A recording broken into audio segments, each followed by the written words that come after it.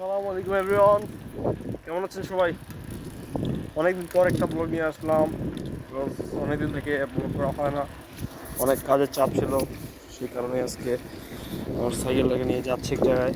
তাই ভাবলাম একটা ব্লগ করি। আপনাদের সাথে অনেকদিন ধরে দেখা হয় না আমার, কোথাও হয় না, তাহলে কোথাও কীভাবে হবে বলেন? তো আজকে ওয়েদারটা দারুণ আছে, অনেকদিন থেকে ওয়েদার অবস্থা ভালো ছিল। অনেকদিন ওই স্ট্যান্ডও করা হয় না, ভাবলাম আজকে দেখি বিকেলে স্টার্ট করি, তাহলে ভিডিও করবো। কেমন আছেন সবাই? রাস্তাটা দেখছেন? আর আমার একটা হচ্ছে দুঃখের বিষয় হচ্ছে যে আমার এদিকে একটা ফুটব্রেক আছে, কিন্তু এদিকে ফুটব্রেক নেই, পিছনে অনেক গাইছে, একটা ফুটব্রেক আমার ভেঙে গেছে। গাইজ যেদিনে ভেঙে গেছিলাম আমি অনেক কষ্ট করেছিলাম। আমি আমার সাইকেলটাকে অনেক কিন্তু যত্ন করে রাখি, কিন্তু ভাই আমার সাইকেল ঠিক থাকে না। আমি অনেক সেফলি রাইড করি, স্ট্যান্ডও অনেক কম করি, কিন্তু তবুও আমার সাইকেল পার্টস ভেঙে যায়। জানি না কেন, কপালে কেমন লেখা আছে এটাই নাকি। তো বিকেলে দেখা হচ্ছে মাঠে, গ্রাউন্ডে দেখা হবে। যদি স্ট্যান্ড করি তাহলে ভিডিও করবো, ঠিক আছে? তো আমি এখন হাইওয়ে রোডে, সো গাইস হাইওয়ে রোডে সাইকেল চালাচ্ছি এখান দিয়ে, ঠিক আছে? এটা হচ্ছে ভাই রিক্সের অনেক জায়গা, একটা ভাই এক হাতে সাইকেল চালা ঠিক না, এটা আমি চালাচ্ছি। কেউ হাত ছাড়ো চালাবে, হাত ছাড়ো চালালাম। তো গাইস অনেকদিন থেকে ভিডিও করা হয় না, বিকজ অনেক প্যারায় আছি, কোচিংয়ে যাই। তো আপনারা মনে করেন দিনে আমি 20 কিলোমিটার মতো সাইকেল চালাই, ঠিক আছে গাইস? অনেকেই কিন্তু 4 কিলো সাইকেল চালাইতে অনেক ভাই বের হবো। এখনকার পোলাপাইন আর সাইকেল চালাতে চায় না, সবাই বাইকের দিকে চলে গেছে।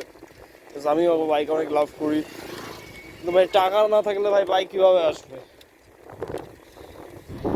বাধ্য হয়ে সাইকেল চালাতে হচ্ছে। গাইস আপনারা সবাই দোয়া করবেন, যদি আমি একটা বাইক নিয়ে পারি জীবনে কখনো, এই স্বপ্নটা আমার কখনো পূরণ হবে, কমেন্টে বলে যাবেন যদি কখনো পূরণ হয় স্বপ্নটা। তাহলে গাইস যারা কমেন্টে বলছিলেন তাদের কথাটাকে আমি তখন করে রাখবো যে হ্যাঁ এরা বলছিল যে আমার স্বপ্নটা পূরণ হবে। তো গাইস আমি আল্লাহর কাছে দোয়া করি আমার জন্য একটা বাইক হয় গাইস। আমার এই দোয়াটাই আল্লাহ যেন আমাকে সুস্থ রাখে একটা বাইক নেওয়া পর্যন্ত, তারপরেও যেন আমাকে সুস্থ রাখেন। তারপরে আবার আল্লাহ, আচ্ছা যাই হোক, আমি যেটা বলতেছিলাম গাইস, এই রাস্তাটাতে গাইস মানে সাইকেলটা পুরাই আগুনের মতো দৌড়াচ্ছে, কিন্তু আমি এই রাস্তা থেকে এখনই নামবো। এখন নামার পরে হয়ে যাবে সাইকেল থেকে, খরগোশ থেকে হয়ে যাবে কচ্ছপ। এই যে কচ্ছপ হয়ে গেল আমার সাইকেল। বিকজ গাইজ আপনারা তো কচ্ছপ আর খরগোশের কাহিনিটা অনেকেই শুনছেন, অনেকেই শুনেন নাই, তো আমি শুনছি ওটা। ভাই এটা কি মানে কখনো সম্ভব? আসলে আপনারা বিশ্বাস করেন যে এটা কচ্ছপ একটা খরগোশ থেকে সামনে যাবে? এটা মানে কীভাবে সম্ভব হলো? খরগোশ, আচ্ছা সব খরগোশই তো আর ঘুমায় পড়বে না, তাই না? এইভাবেই হচ্ছে আমাদের দুনিয়া চল, ঠিক আছে?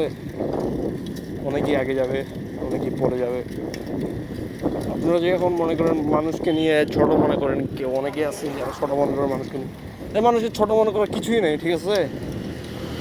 দেখবেন যে ওই মানুষটি আপনার আগে চলে গেছে, কিন্তু ভাই আপনি এখন পড়ে আছেন পিছনের দিকে।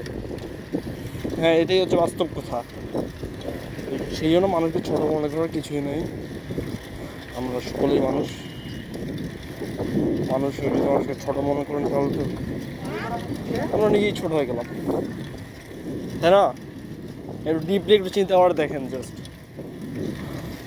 মানুষকে যদি একটু ছোটো মনে করেন, কি আছে তার মধ্যে? আপনার মধ্যে কি আছে বলেন তো? হ্যাঁ ভেতরে তো সব কিছুই একই রকম, বাইরেও তো একই রকম, শুধু কি বাইরে টাকা আছে। এই যে টাকা, সেই জন্য কি আপনি মানুষটাকে মানুষ মনে করবেন না? এইটাই জাস্ট।